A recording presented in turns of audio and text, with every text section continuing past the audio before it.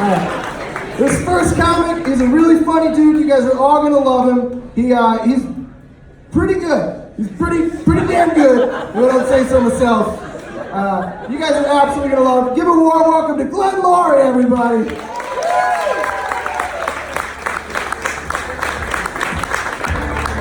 Keep it going for Glenn. He's a slow walker.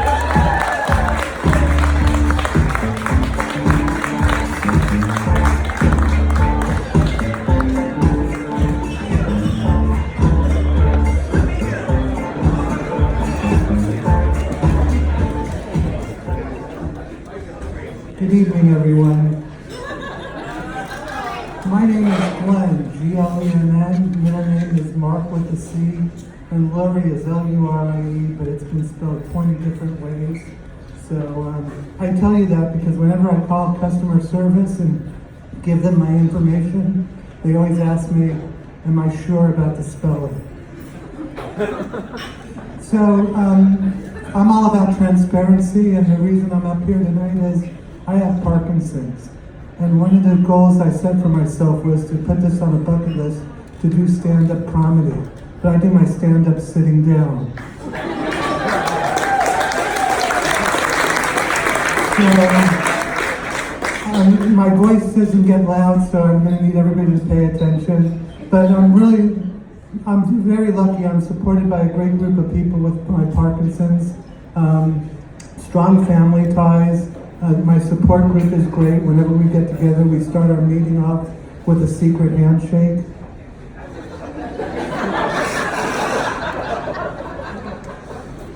We like our favorite Grateful Dead album is Shakedown Street.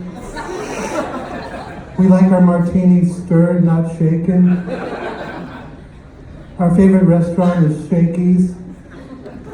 We like our glass of wine half filled because we don't spill as much. So, when I was diagnosed with Parkinson's, I was living in San Francisco in the Bay Area. So I went to a support group that was sponsored by the Cannabis Club. And it was a good group of people to be around. We would meet for breakfast once a week, and the name of our club was the Wake, Shake, and Bake. They would have us over for potluck dinner once a month. And they would serve us pot roast, crock pot chili, and of course pot stickers. But I've recently heard from one of my friends in San Francisco who is part of the club that he can't afford marijuana anymore, so he's smoking tumbleweed. You don't put it in a bong, you don't put it in a pipe, you roll it. I myself am not smoking pot anymore, I'm more into edibles. But I've been having a problem with my suppliers, Marie Callender's and KFC. I've been buying chicken pot pies from them for the last 6 months, and I haven't gotten high once, but I've put on 20 pounds. So, speaking of putting on weight, I heard from my favorite Vietnamese restaurant in San Francisco sent me a letter telling me that they miss me, because it's been 2 years since I've been gone from the Bay Area. And they wanted to let me know this was an all-you-can-eat Vietnamese restaurant, so I took full advantage of that and would sit there for hours and eat. And they wrote me a letter to say that they named the dish after me. It's called You Fat Fuck.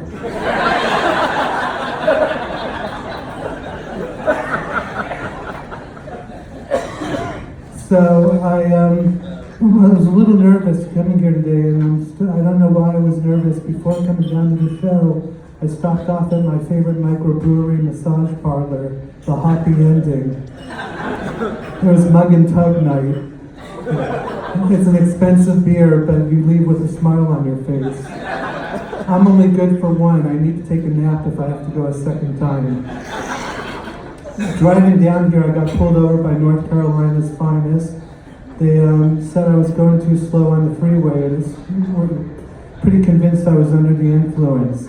I told them I was fine, I just drive slow. And the police officer was kind of weird. He didn't ask for my registration and driver's license. He said, "Can I have your name?"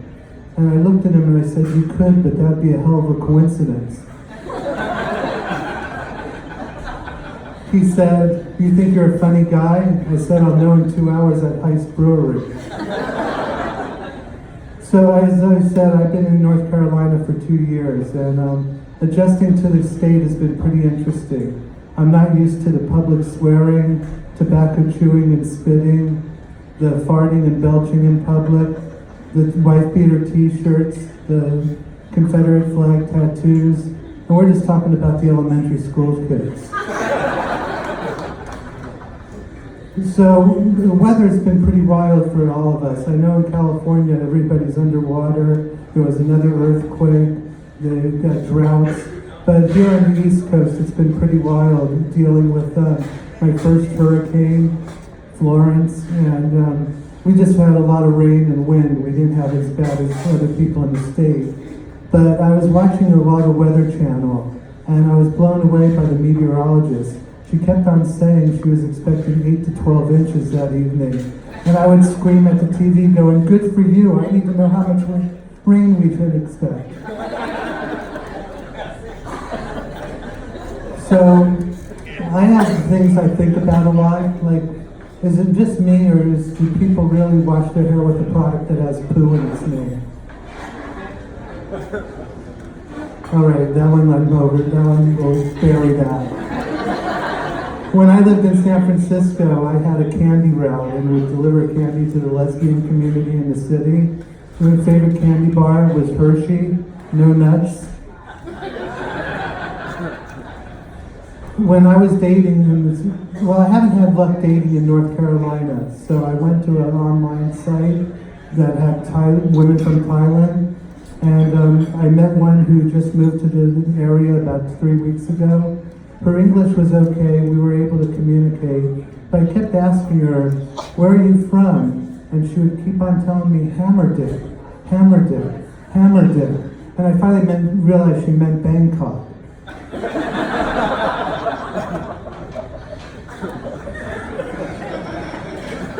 So the radio stations on the West Coast all begin with the letter K. So when I was dating, I would bring women back to my apartment and have my radio station preset. So the first station we would turn on would be Kiss, because you hope to get a little kiss on the neck, kiss on the shoulders, kiss on the top of the head, kiss on the lips. And if Kiss was going well, we would move on to KINK. But then I realized getting into kink after just kissing was moving a little too fast on the first stick. So we would go back to Kiss. And then if Kiss was really going well, we would skip right over kink and go to KLIT. And KLIT was the one station we wanted to focus on. Every time I turned the dial, they would turn it right back. So that's the one station that was worthwhile. From KLIT, we would move on to KOCK, the rock hard station. And we would make sure that that was going well. And if everything went according to plan, we would end up on finally at KOME. So I had an uncle who was so right-wing he wouldn't make left-hand turns. When Little Rock, Arkansas wants to grow up, it's going to become Boulder, Colorado. Little Rock, Boulder. All right. Sometimes I get slow with the Parkinson's. The jokes don't come out as fast as they should. I have a new urologist. His name is Dick Dribble. He's a vegetarian. He serves peas and leeks in his waiting room.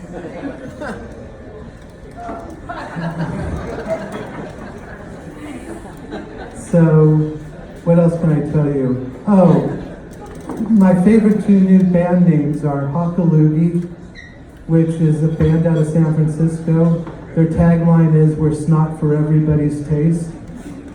And the other one that I thought was pretty amazing was a band that's 4 Jewish kids who call themselves Schmegma.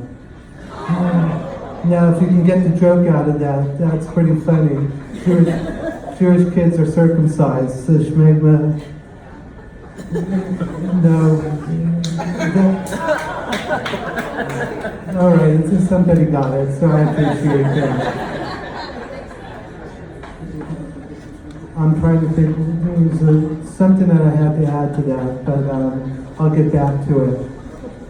I have a friend who lives in San Francisco who's gay. His name is Carl, and he's never been a football fan, but we got him to watch football this year, and he was really excited to learn about the position players of tight ends and wide receivers.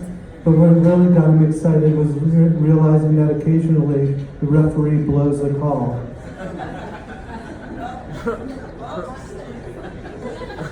So Snoop Dogg and Willie Nelson have been driving around California. They're big proponents of marijuana. And they're trying to buy the town of Weed. There's a town in California called Weed, and they're trying to bid on it to have it as their own pleasure playpen. And if they can't buy weed, they're going to go down to Grass Valley. So I have an alter ego. His name is Iceberg. He's a Jewish rapper. And he wrote a song with Snoop Dogg. It's called I'm Smoking Salmon with Snoop. And it goes a little bit like this. I'm going to do it a cappella for you. I'm going to a rapper's party. I know I can't be tardy. Snoop always has the kind. They say it's due to the brine. I'm smoking salmon with Snoop. He bought a Bradley Digital smoker with the help of a rapper named Joker, who liked to play strip poker while doing big deals with a stockbroker. I'm smoking salmon with Snoop. I bring the capers, Snoop the rolling papers. We create vapors like Grateful Dead tapers. Tastes so fine with the hints of oak and pine. This kind of blows my mind. The wine's vintage kind. I'm smoking salmon with Snoop. Courtney Cox and Jamie Foxx are both big fans of Snoop's smoked lots. And eggs are in a bagel off the belly of Catherine Hagel. I'm smoking salmon with Snoop.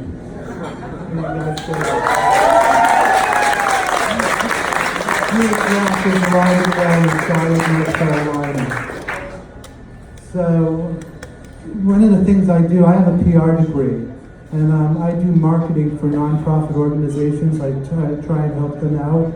And one of the suggestions, here's some things that I pitched that didn't go over very well. I pitched a fertility clinic on hosting an annual Easter egg hunt.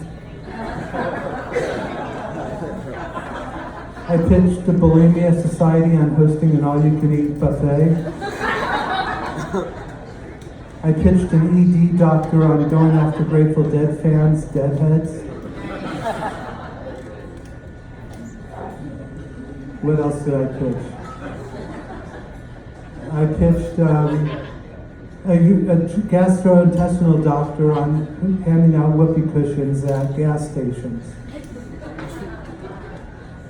So there's, as you can see with Parkinson's, you don't lose your sense of humor. You try and find the humor in everything in life. And it's not as easy as it seems. I'm fortunate again that I have a good support network, and that when it comes to, that's what I wanted to talk to women about. And then it came back to me. Ladies, have you seen the new Chevy commercial with the guy who does the voiceover that he says the truck is gorgeous? Well, come on, he calls his truck gorgeous. Does he call his wife dependable, reliable, sturdy, durable? I just don't get it.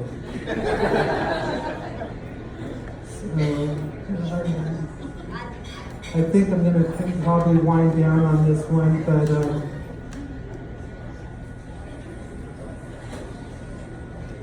they say pausing is good.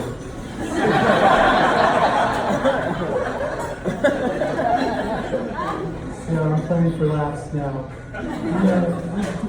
The real truth is that this week marks 4 months that I've been doing stand-up sitting down.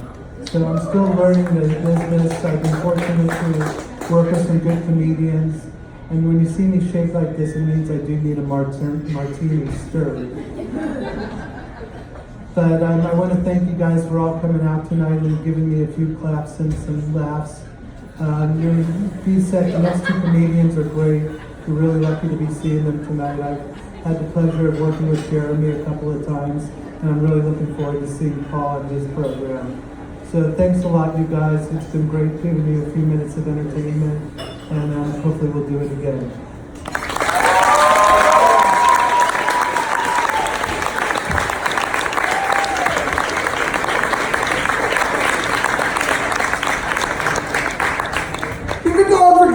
everybody.